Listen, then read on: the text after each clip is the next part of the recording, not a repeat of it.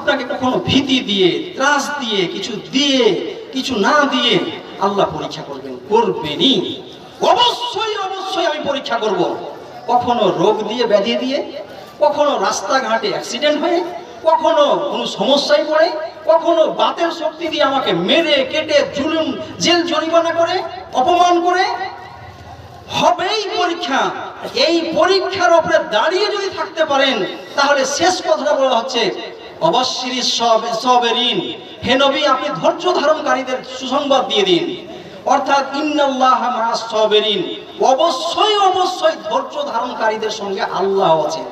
আল্লাহ যার সঙ্গে থাকে তার কোনো সমস্যা আছে? এখন যদি বলে এই এলাকার, ধরেন কেউ বলছে, একজন ধরেন সাপোজ যে রহিম বক্সি একজনকে বলছে যে আমি তোমার সাথে আছি, তাহলে ওর সাহসটা বেড়ে যাবে না? প্রধানমন্ত্রী যদি বলেন যে আমি অমুক ব্যক্তির সাথে আছি, তাহলে সহজে কি কেউ ওর উপরে হাত লাগাতে পারবে?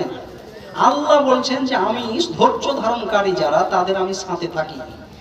ধৈর্য ধারণ করলে আমি তার সাথে থাকবো এবং তাকে সফল করবো, এটা আমার দায়িত্ব। ওখানেই মদতটা আসবে। তাহলে ধৈর্য ধারণ ছাড়া মদত আসে না। ধৈর্য ধারণ করতেই হবে আমাদেরকে।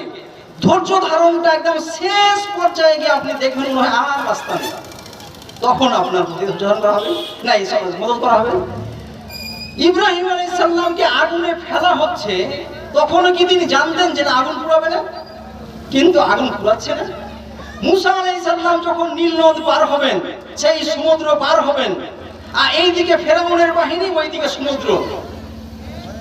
কত আল্লাহর উপর ভরসা থাকলে, তাওয়াক্কুল থাকলে, তাআল্লুক বিল্লাহ, আল্লাহর সঙ্গে গাঢ় কত সম্পর্ক থাকলে এই কথা নির্দ্বিধায় বলা যায় যে আল্লাহ আমাদের সাথে আছেন। ইন্নাল্লাহা মা'ানা, আল্লাহ আমাদের সাথে আছেন, আল্লাহ রাস্তা দেখাবেন। রাস্তা এটা কেউ দেখেছিল যে একটা লাঠি মারা হবে আর সেটা দিয়ে জাতীয় সড়ক হয়ে যাবে, ন্যাশনাল হাইওয়ে হয়ে যাবে? এটা হয়? আল্লাহ কি করলেন? ওখানে লাঠি মারলেন মুসা আলাইহিস সালাম, আর এমন জোরে হাওয়া চালিয়ে দিলেন যে বিশাল একটা রাস্তা দাঁড়িয়ে গেল, এদিকে আর ওইদিকে পানি দাঁড়িয়ে গেল। মুসা আলাইহিস সালাম সেই ওইদিকে ফিলিস্তিনের দিকে চলে গেলেন। এইদিকে ফেরাউনের সেই উষ্ট্রি এরা নামতে চাইছে না, তাকে প্রলোভন দিয়ে তাকে নামা হলো। যখন মাঝখানে গেল, আবার হাওয়াটা বন্ধ হয়ে গেল, আবার সমুদ্রের পানি একাকার হয়ে গেল। এই যে আল্লাহর মদতটা, এইটা আপনাকে জানতে হবে, ভরসা করতে হবে যে আল্লাহ আমাকে মদত করবেনই। কেন? আমি সৎ পথে আছি। শেষ পর্যন্ত টিকে থাকার কাজটা যদি কেউ করতে পারে, তাহলে সমাজ অবশ্যই গড়বে। আপনি সমাজ সংস্কারের জন্য একটা মাদ্রাসায় কাজ করা শুরু করলেন, আর মাদ্রাসায় কাজ করতে করতে আপনার হঠাৎ করে মাদ্রাসাতে সব পরিবর্তন হয়ে যাবে না। আপনি এখানে একটা ক্লাব সংঘ তৈরি করলেন, ধরেন আজকে 10-15 জন যুবক মিলে এই জালসাটা করছে, আর কালকেই সব মানুষটি ঠিক হয়ে গিয়ে নামাজ পড়া শুরু করে দিল, সব কিছু শুরু করে দিল। এটা হয় না। আসলে অনেক বাধা বিপত্তি, ব্যারিয়ার্স, ওগুলো আসবে, তকমা লাগানো হবে, মারা হবে, আর কিছু হবে। একটা সময়ে গিয়ে দেখতে দেখতে দেখতে দেখতে, যেমনটা নবী মুহাম্মদ সাল্লাল্লাহু আলাইহি সাল্লামের সময়ে 23 বছরে মক্কা মদিনা এমন হলো যে একটা মহিলা মক্কা থেকে মদিনা 400 কিলোমিটার যাবে, অথচ কেউ তাকে টিটকারি মারবে না, টিটকারি মারবে না, দেখবে না, তার দিকে তাকাবে না। এটা 23 বছর লেগেছে। অন্যদিকে আবার নূহ আলাইহিস সালামকে 950 বছর ধরে তিনি চেষ্টা করার পরেও কিছু সামান্য লোক তার সাথে দিলেন, বাকিরা দিলেন না। চেষ্টাটা হচ্ছে বড় জিনিস। কোরআন স্পষ্ট বলছে তোমরা নবীদের মধ্যে পার্থক্য করো না। নবী নূহ আলাইহিস সালাম নাউজুবিল্লাহ ব্যর্থ, আর সুলাইমান আলাইহিস সালাম বিজয়ী না। দাউদ আলাইহিস সালাম, সুলাইমান আলাইহিস সালাম যেমন একদিকে বিজয়ী, অন্যদিকে নূহ আলাইহিস সালামও বিজয়ী। অর্থাৎ আমি যে ভালো কাজটা করেই যাচ্ছি, মানুষকে ভালোর দিকে আহ্বান করেই যাচ্ছি, এটাই হচ্ছে সফলতার পথ। এটাই হচ্ছে সফলতার পথ। আপনি যতই আপনার কিছু করা হচ্ছে, আপনি ভালোর দিকে ঠান্ডা মাথায় সুন্দরভাবে, ওর রাখছে, গালি দিচ্ছে, আপনি ঠান্ডা মাথায় ওটাকে বরণ করে নিয়ে আবার বুঝাচ্ছেন, আবার বুঝাচ্ছেন। 1 বার 2 বার 3 বার 10 বার 15 বার 100 বার 1000 বার যাচ্ছেন। গোটা জীবন যতদিন বাঁচবেন ততদিনই এই কাজটা করতে হবে। এটা আপনার পরীক্ষা, আমার পরীক্ষা।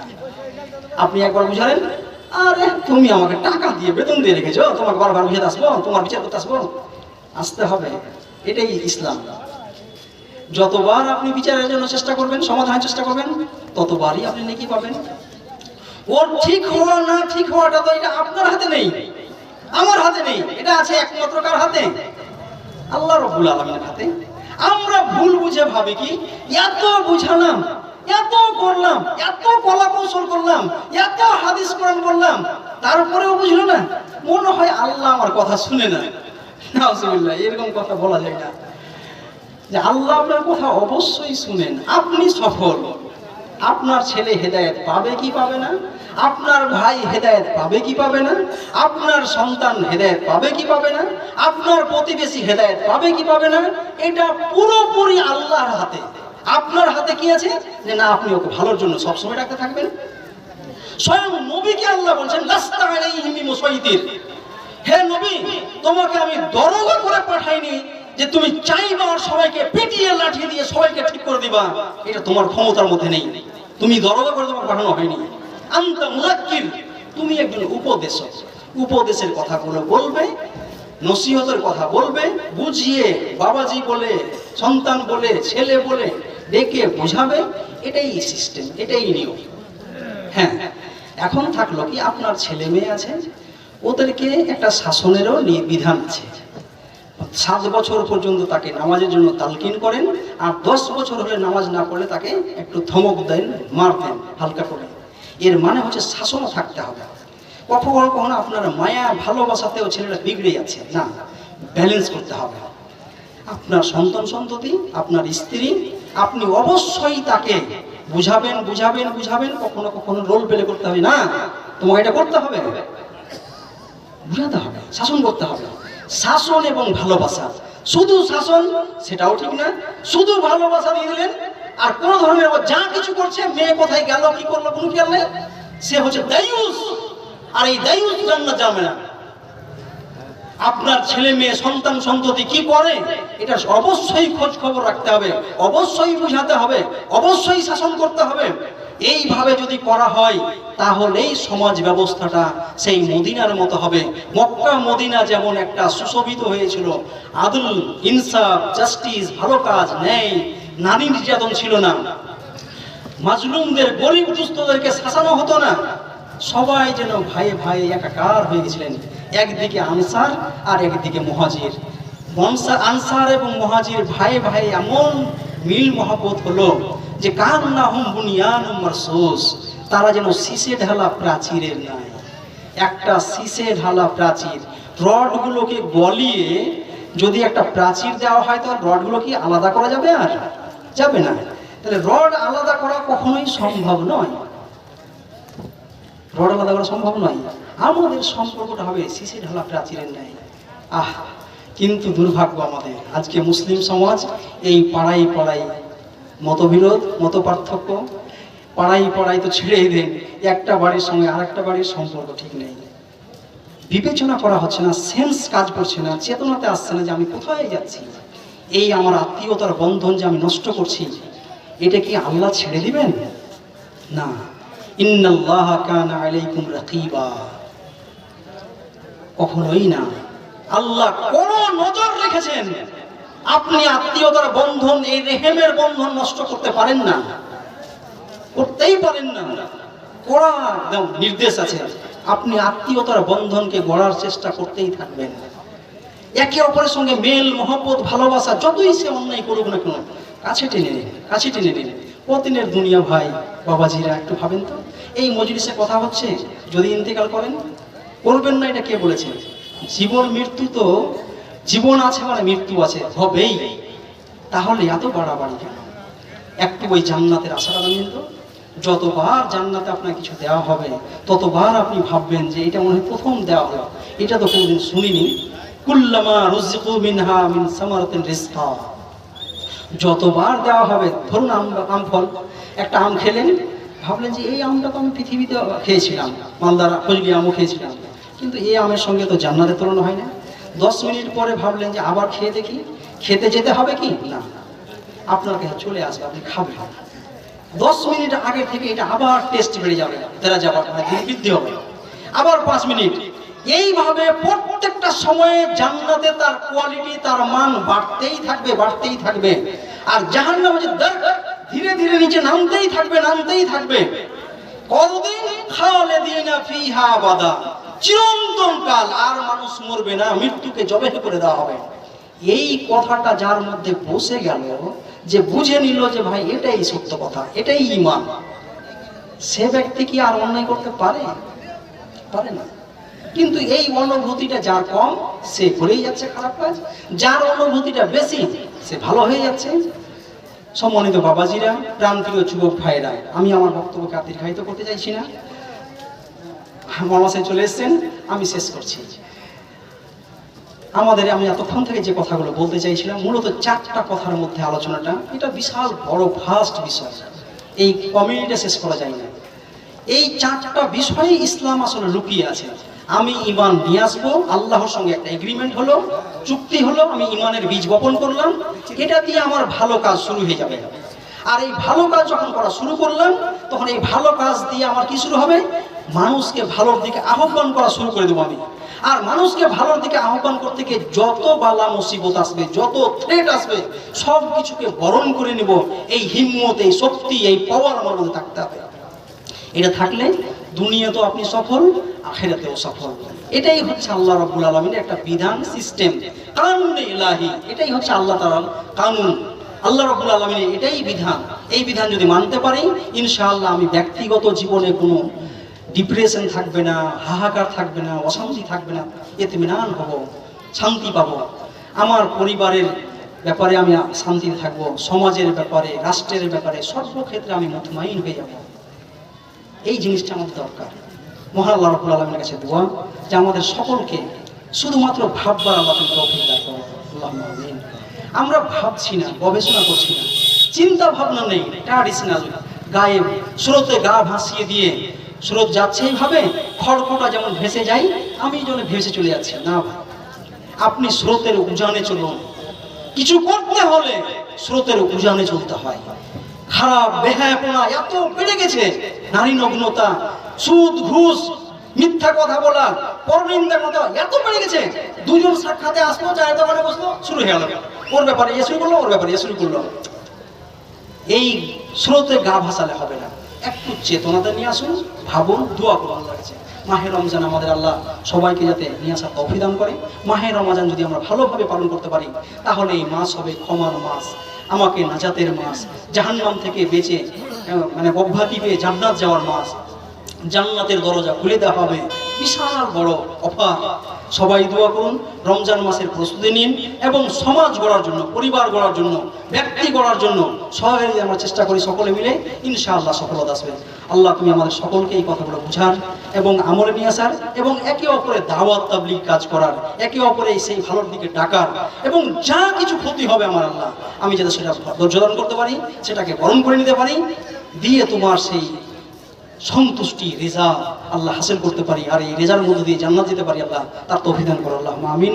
আসসালামু আলাইকুম ওয়া রাহমাতুল্লাহি ওয়া বারাকাতুহু।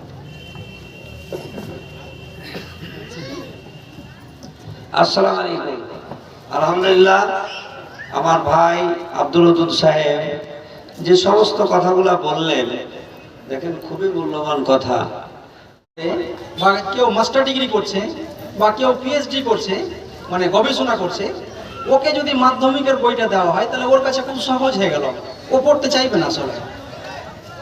কিন্তু মহান রব্বুল আলামিন আমাদের জন্য যে গ্রন্থটা দিয়েছেন, আল কোরআন মাজিদ, এই আল কোরআন মাজিদটা একদিকে যেমন আপনার জন্য বোধগম্য হবে, নার্সারির ছাত্র তারাও কোরআন বুঝতে পারবে, যারা প্রাইমারিতে পড়ে তারাও বুঝতে পারবে, যারা মাধ্যমিক লেভেল তাদের জন্য এই কোরআন, যারা মাস্টার ডিগ্রি করছে, পিএইচডি করছে তাদের জন্যই কোরআন, ডাক্তার, প্রফেসর, মাস্টার, ইঞ্জিনিয়ার, গবেষক, পৃথিবীতে যারাই যত রকমের লোক আছে, বিজ্ঞানী, সবার জন্য কিন্তু এই কোরআন মাজিদটা এসেছে। শরিয়তটা হচ্ছে, কোরআনটা হচ্ছে সবার জন্য, গোটা পৃথিবীর সমস্ত মানুষের জন্য। আমি, আপনি, আমার পরিবার সব জনের জন্যই কিন্তু এই কোরআন মাজিদ এসেছে। আর কোরআন মাজিদটাই হচ্ছে শরিয়া, একটা বিধান। এই শরিয়া বা কোরআন মাজিদের ব্যাখ্যাকর্তা হিসেবে হাদিস এসছে, নবীর জীবনী এসছে। তো এই বিষয়টা ইনশাআল্লাহ আমরা খুব সূক্ষ্মভাবে ধীরে ধীরে একটা একটা করে কথাগুলো বুঝবো আর আমলের চেষ্টা করবো ইনশাআল্লাহ। আমাদেরকে মহান আল্লাহ রব্বুল আলামিন সৃষ্টি করলেন, আর সৃষ্টি করার পর আমাদের জন্য আল্লাহ তাআলা আমাদের জন্য চলার পথও বলে দিয়েছেন। আমরা কিভাবে চলবো, মানে আমার চোখ কি দেখবে, কান কি শ্রবণ করবে, আমার মাথা চিন্তা কি ভাবনা কি করবে, আমার মুখ কি কথাবার্তা বলবে, আমার হাত কি কাজ করবে, আমার পরিবারের সঙ্গে আমার স্ত্রী আছে, আমার আব্বা আম্মা আছে, আমার সন্তান সন্ততি আছে, তাদের সঙ্গে আমার সম্পর্ক কেমন হবে, আমার আত্মীয় যারা আছেন, আমার খালা পিসি মাসি কাকি চাচা যারা আছেন, তাদের সঙ্গে আমার সম্পর্ক কেমন হবে, গ্রামবাসীর সঙ্গে আমার সম্পর্ক কেমন হবে, অমুসলিম ভাই যারা আছেন তাদের সঙ্গে আমার সম্পর্ক কেমন হবে, আমি যদি ব্যবসা করি তাহলে ব্যবসাটা আমার কেমন হবে, আমি যদি রাজনীতি করি তাহলে রাজনীতিটা কেমন হবে, আমি যদি মাস্টার ডাক্তার প্রফেসর ইঞ্জিনিয়ার হই তাহলে ওই জায়গাতে আমি কিভাবে কাজ করব। টোটাল ব্যাপারে হোল লাইফ, গোটা জীবনের একটা বিধান মহান আল্লাহ রাব্বুল আলামিন দিয়েছেন যে এটা কিভাবে চলবে। এর জন্য আল্লাহ তাআলা 4টা ধারাবাহিক কথা বলেছেন।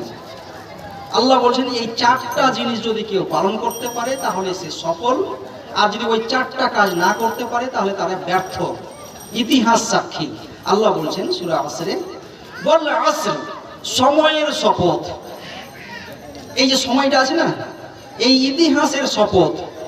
ইতিহাস সাক্ষী যে ইন্নাল ইনসানা লাফি খুসর, অবশ্যই মানুষ জাতি অবশ্যই ক্ষতিগ্রস্তের মধ্যে নিমজ্জিত।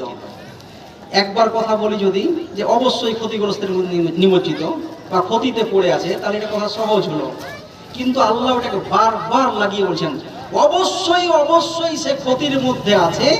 অর্থাৎ এই মানুষ জাতি, গোটা মানুষ জাতি অবশ্যই অবশ্যই ক্ষতিগ্রস্তের মধ্যে আছে। হ্যাঁ হ্যাঁ চলে এসছে। শুধু 4 ধরনের যারা কাজ করতে পারে তারা ক্ষতিগ্রস্তের মধ্যে নেই। 4টা কাজ কি কি তাহলে? প্রথম যে কাজটা হচ্ছে সেটা হচ্ছে ইল্লাল্লাযীনা আমানু ওয়া আমিলুস সলিহাতি ওয়া তাওয়াসাউ বিল হক ওয়া তাওয়াসাউ বিস সাবর। এই 4টা কাজ যারা করতে পারবে তারা হচ্ছে সফল, তারা দুনিয়াতে সফল, আখিরাতেও সফল। প্রথমটা কি? আমানু, ঈমান। ঈমান যারা নিয়ে আসলো তারা সফল। ঈমানটা কি তাহলে? ঈমান হচ্ছে কি? কালেমা তাইয়্যিবা লা ইলাহা ইল্লাল্লাহ। আমি ঘোষণা দিলাম মন থেকে, অন্তর থেকে যে আল্লাহ ছাড়া আমার আর কেউ মাবুদ, ইলাহ, সার্বভৌম ক্ষমতার অধিকারী কেউ আমার নয়। আপনারা কেউ বলতে পারবেন যে আল্লাহর যে গুণাবলীগুলো আছে, আল্লাহর আসমাউল হোসনা, মানে অনেকগুলো ভালো নাম আছে, কতগুলো? 99টা।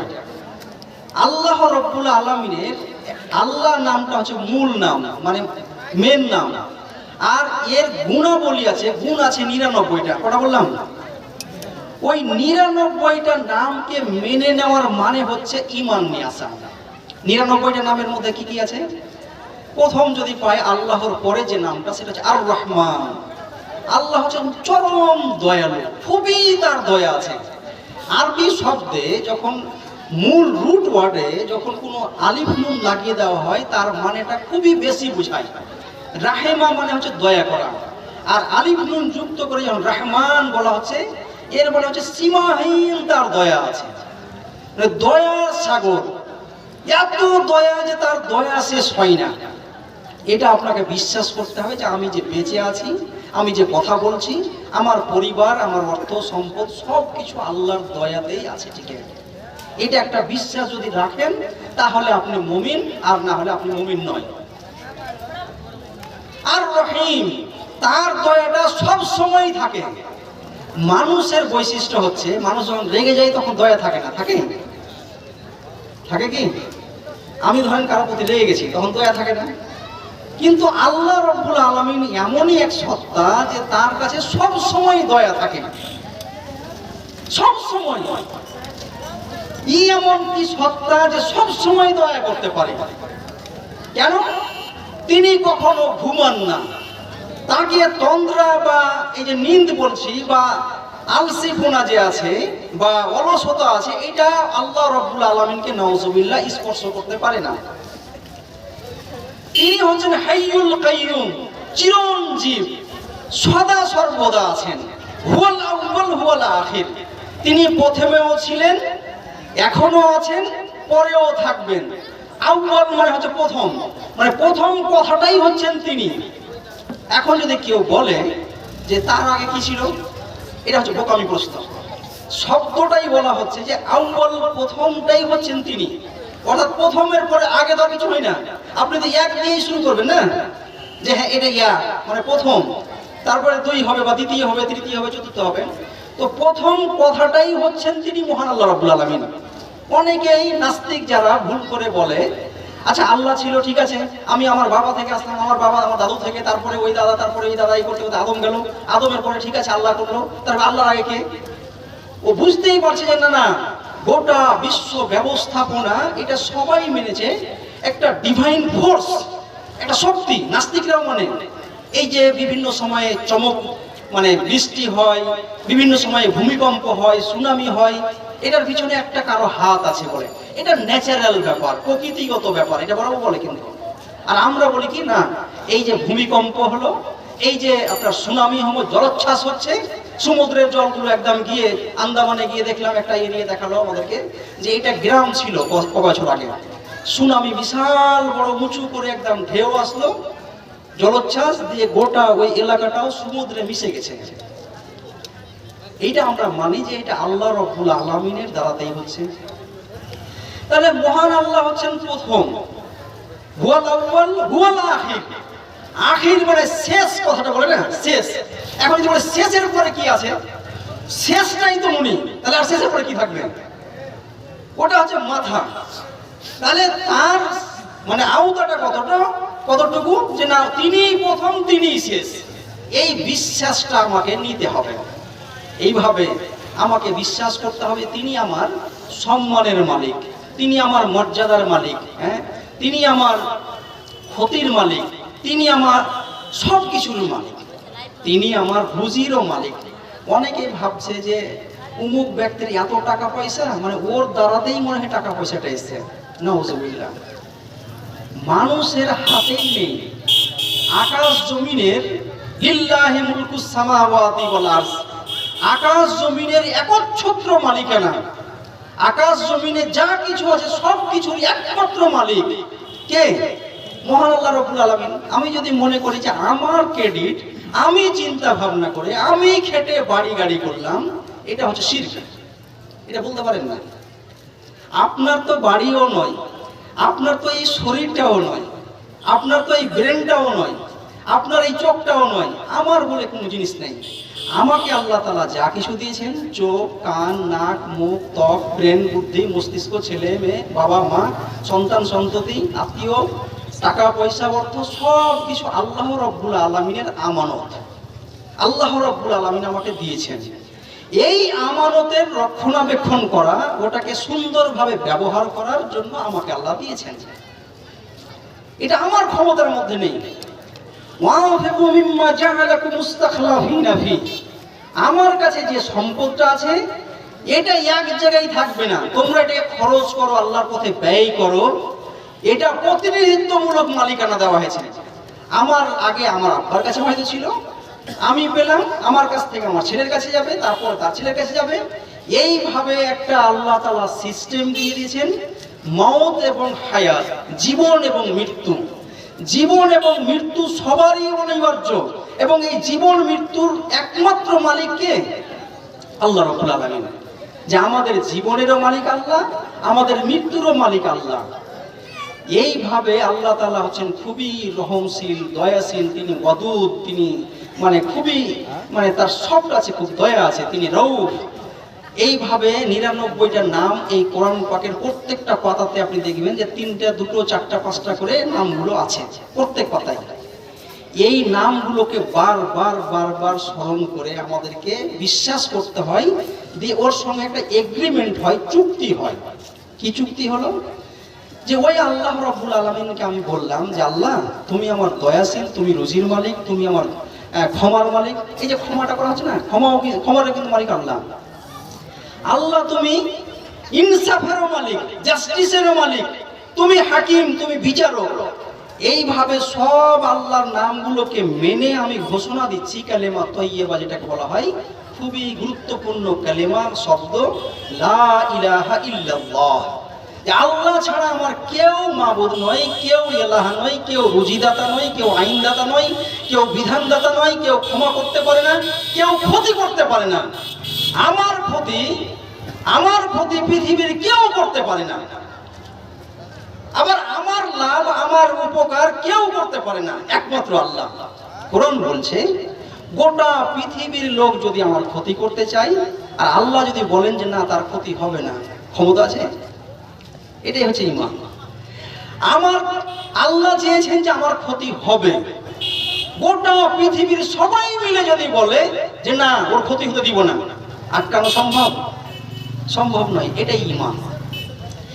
এই ঈমানটা যার যত মজবুত সেই লোকটা তত বেশি ভালো। ঈমানটা বলি আমরা সবাই তো আমরা মুমিন না। ইমাম হাসান বসরি রহমতুল্লাহ আলাইহি বলছেন, কার নাম বললাম? ইমাম হাসান বসরিকে চিনেন সবাই? কে ইনি? এগুলো পড়তে হয় আমাদের। ইমাম হাসান বসরি হচ্ছেন হযরত আলী রাদিয়াল্লাহু তাআলার ছেলে, আল্লাহর নবীর কে নাতি। ইমাম হাসান বসরি রহমতুল্লাহ আলাইহি বলছেন যে আবু বকর রাদিয়াল্লাহু তাআলা আনহু আমাদের থেকে বেশি নামাজও পড়তেন না আর বেশি রোজাও রাখতেন না। উনিও রমজান মাসে রোজা রাখতেন, উনিও 5 ওয়াক্তের নামাজ পড়তেন, উনিও যাকাত দিতেন। এগুলোতে আমাদের থেকে বেশি করতেন না। বেশি করতেন কি? তার যে ঈমানটা ছিল ওয়াকারা ফি কলবিহি, ঈমানের গভীরতাটা এত মজবুত ছিল, এত মজবুত ছিল যে কোনো শক্তি তাকে ওখান থেকে ফলাতে পারেনি। ঈমানের দৃঢ়তা, মজবুতি, ওখানে টিকে যাওয়া, পাহাড় পূর্ণ যদি তার বিরুদ্ধে লোক লাগানো হয় তবুও তাকে সেখান থেকে সরানো যাবে না। এই হচ্ছে ঈমান। এই ঈমানটা কি?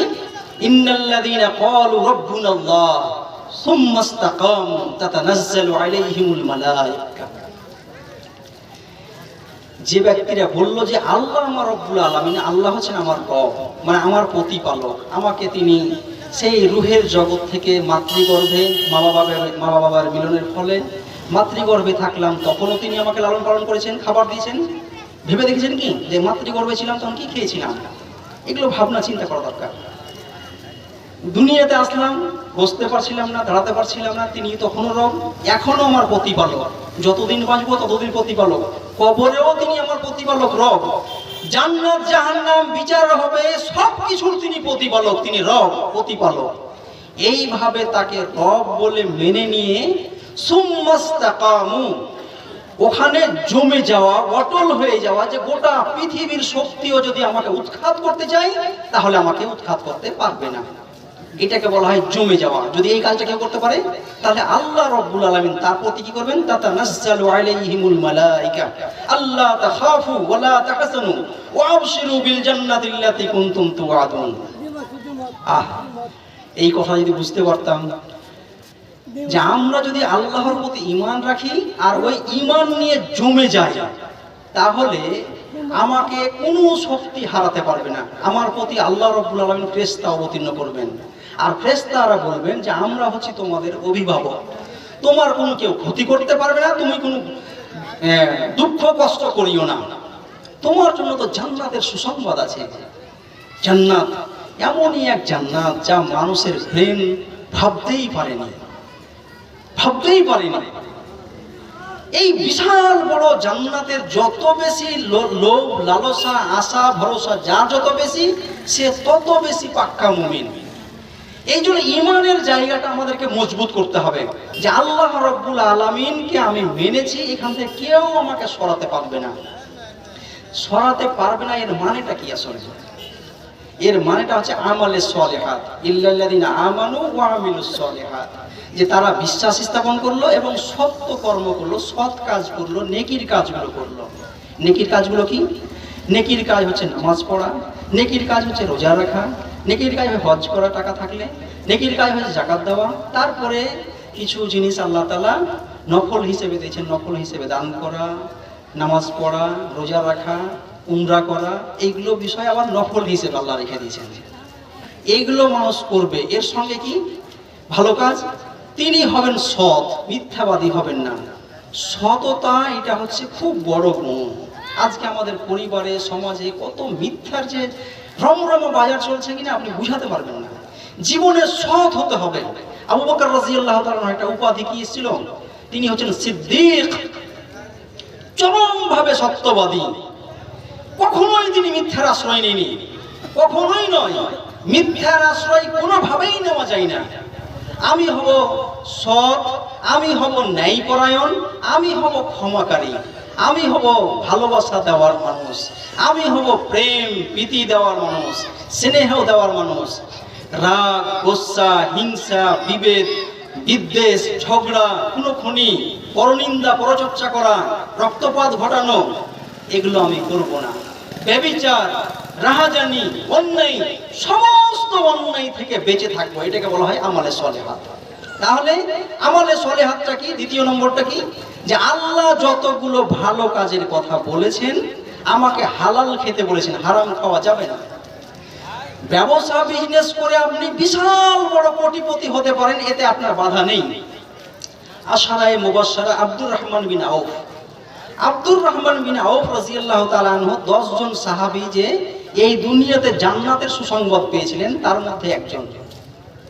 আশারায়ে মুবাশশারার মধ্যে মানে জান্নাতের সুসংবাদ পেয়ে গেছিলেন একজন সাহাবী, তার নাম হচ্ছে 10 জন সাহাবী, তার মধ্যে একজন হচ্ছে আব্দুর রহমান বিন আউফ।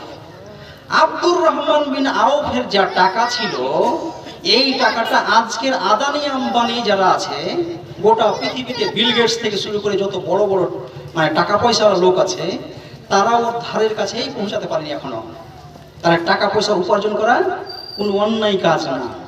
টাকা পয়সা উপার্জন করবেন তাহলে তো জাকাত দিতে পারবেন। যত পারেন টাকা পয়সা উপার্জন করুন, এতে কোনো বাধা নেই, নেকি আছে। কেন?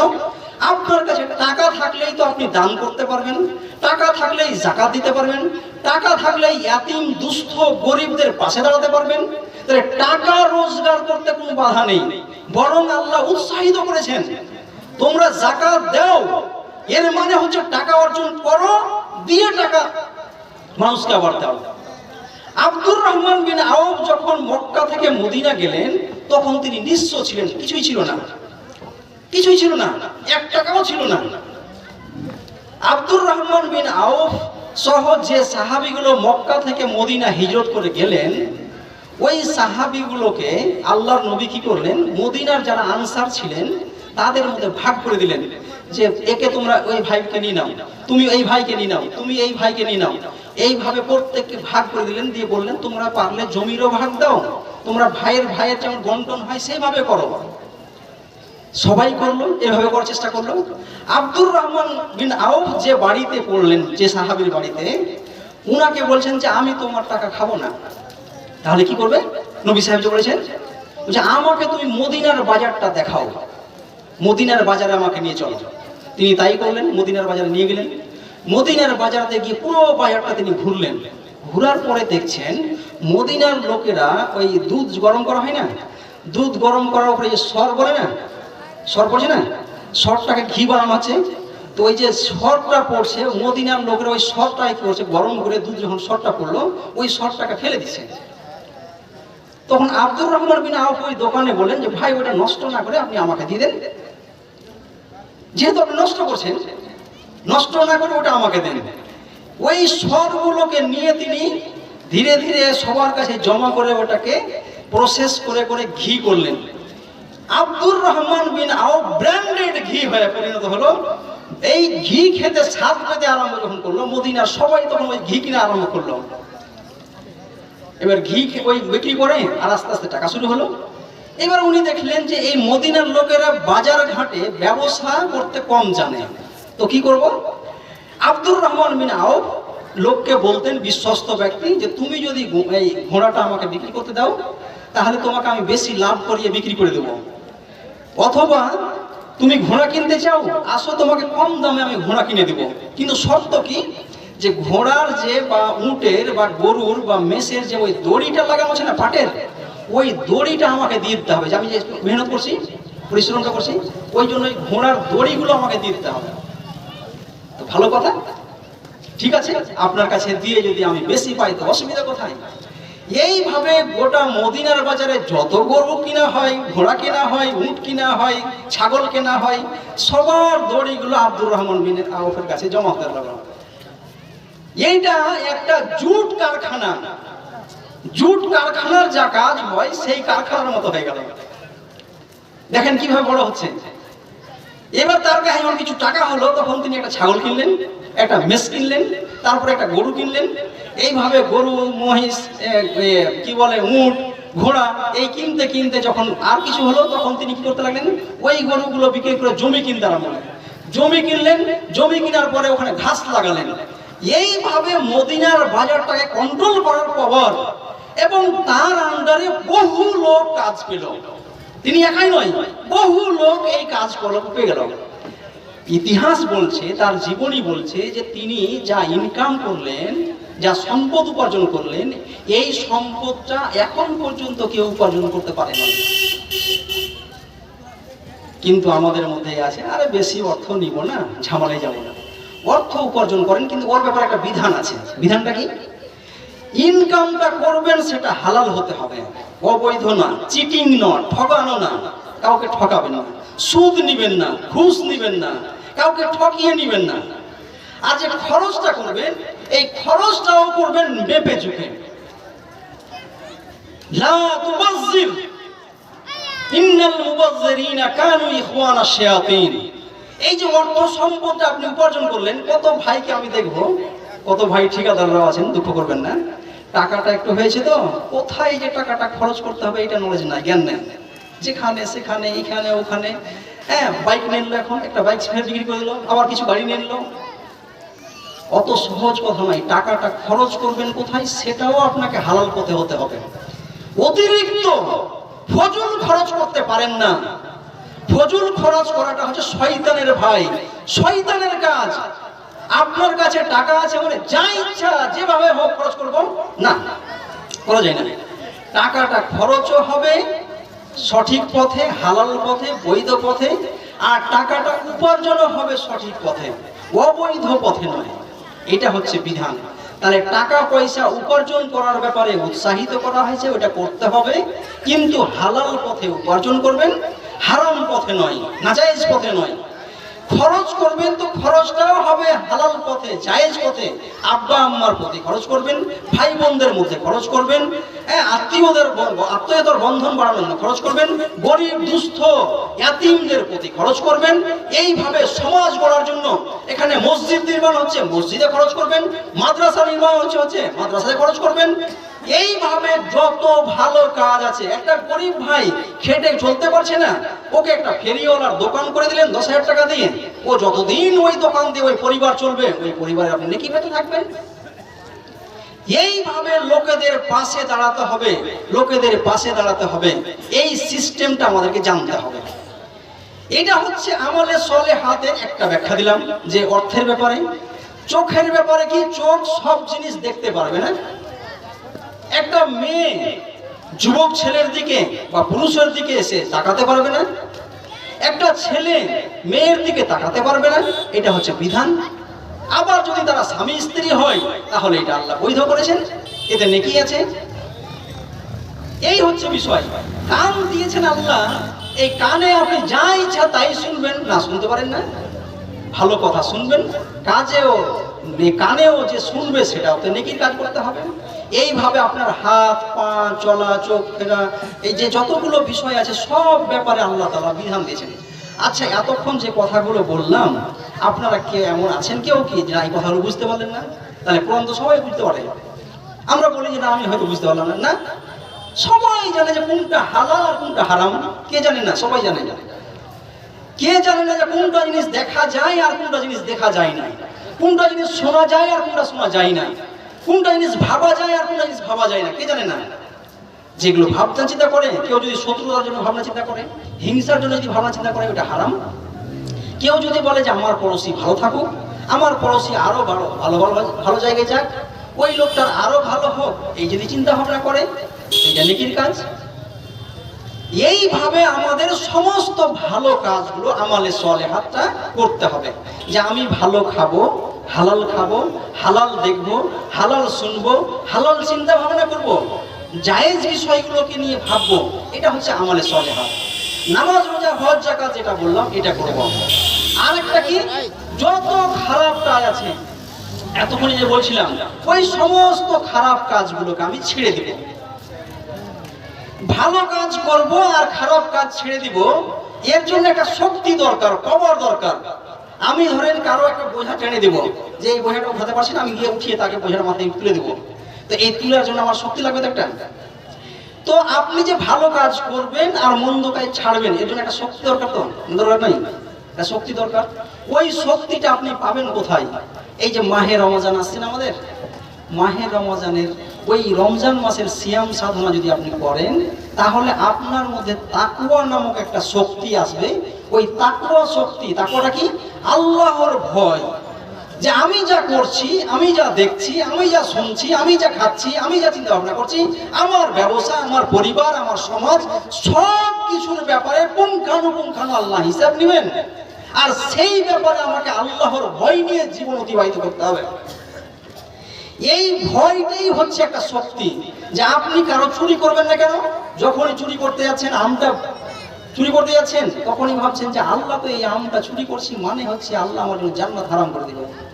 আমি তো চুরি, আমার তো হাত কাটা যাবে। ইসলাম বিধান যদি থাকতো এখানে, তাহলে হাত কাটা যেত, আমার জন্য জান্নাত যাওয়া টাফ হয়ে যাবে, কঠিন হয়ে যাবে। আপনি চুরি করবেন না মানে আল্লাহর ভয় আছে।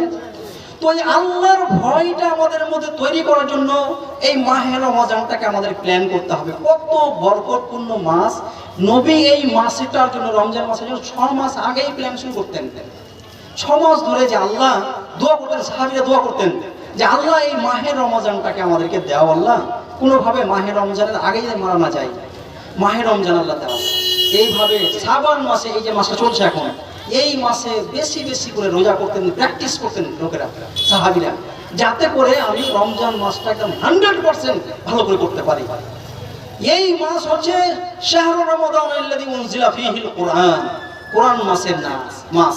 তাহলে কোরআন মাসের, কোরআন নাজিলের যে মাস, এই জন্য বেশি বেশি করে কোরআন তেলাওয়াত করা, কোরআনের তর্জমাগুলো পড়তে জানতে চাওয়া মৌলানা সাহেবদের কাছ থেকে, তার ব্যাখ্যা বিশ্লেষণ জানতে চাওয়া, সেটাকে আমলে নিয়ে আসা।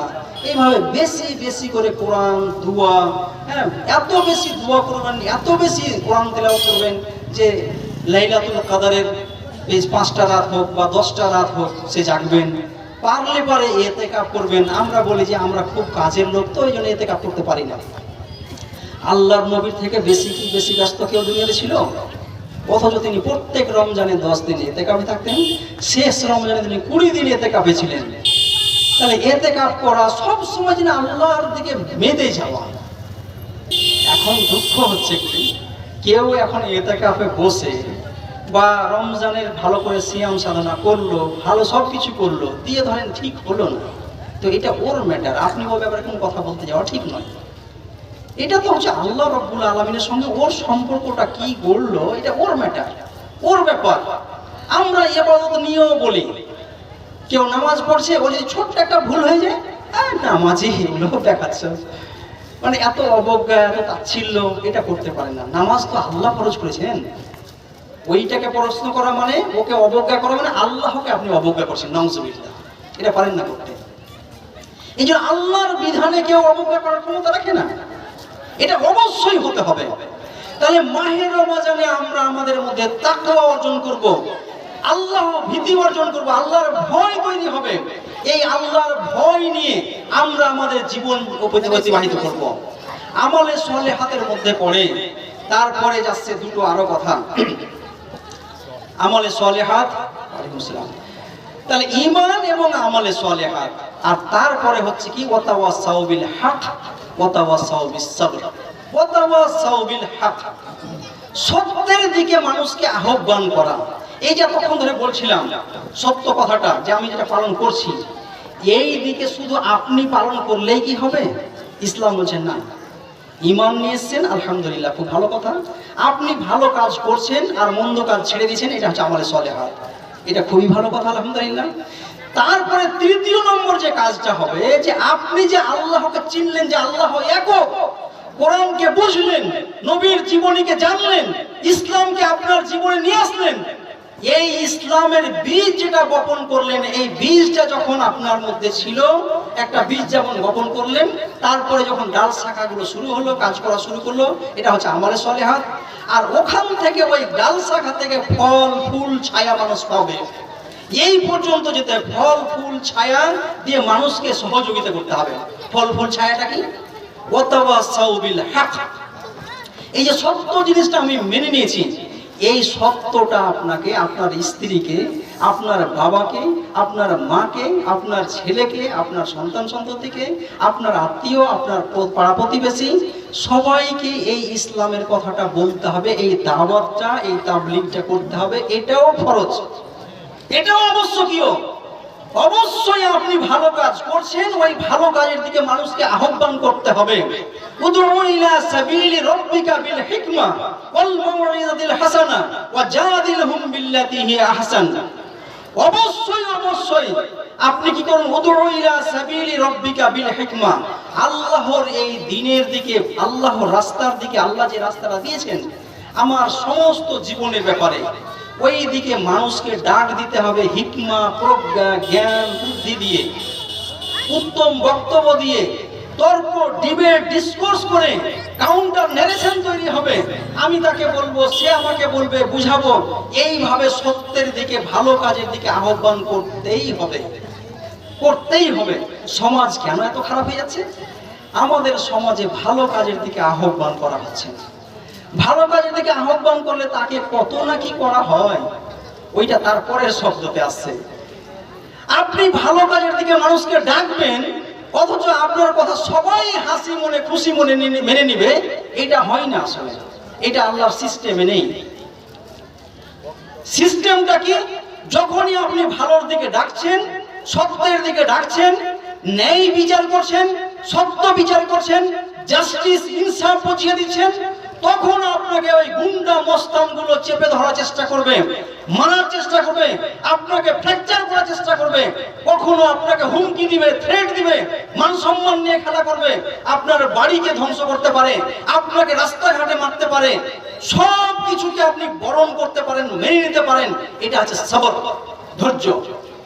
যে আমাকে যাই করা হোক না কেন, আমাকে দুনিয়া থেকে যদি বিদায় করানোর পরিকল্পনা নেই, তবু আমার তওয়াক্কা নেই, আমি সেই কাজ করেই যাব, করেই যাব। ওই কাজ থেকে কেউ আমাকে সরাতে পারবে না। এটা হচ্ছে সবর, ধৈর্য। এটা নবীর জীবনীতে পাওয়া যায়, সাহাবীদের জীবনীতে পাওয়া যায়। আল্লাহ তাআলা এই চরম সত্য কথাটাকে বলছেন যে ওয়াস্তাঈনু বিস-সাবরি ওয়াস-সালাহ, তোমরা যে এই কাজ করবা, তো নামাজের মধ্য দিয়ে এবং ধৈর্যের মধ্য দিয়ে আল্লাহর কাছে তোমরা কি করো? মদদ চাও, সাহায্য চাও। একটা কথা বাবাজিরা বলেন তো, যে নামাজের মধ্যে সাহায্য চাইবো, এটা তো বুঝতে পারলাম, কিন্তু ধৈর্যের মধ্যে সাহায্য কেমন করে হয়? ধৈর্যের মধ্যে সাহায্যটা কেমন করে হয়? ধৈর্যের মধ্যে সাহায্যটা হচ্ছে এটা, যে আমাকে ধরেন আমি ভালো কাজ করি, সূরা বাকারা যদি পড়েন, বাকারার সেই 153 আয়াত থেকে যদি শুরু করেন, তা দেখতে পাবেন যে আল্লাহ রাব্বুল আলামিন বলেন, ওয়ালা নাবলুওয়ান্নাকুম বিশাইইন মিনাল খাউফি ওয়াল জুই ওয়া নাকসিম মিনাল আমওয়ালি ওয়াল আনফুস ওয়াস সামারাত ওয়া বাশশিরিস সাবিরিন।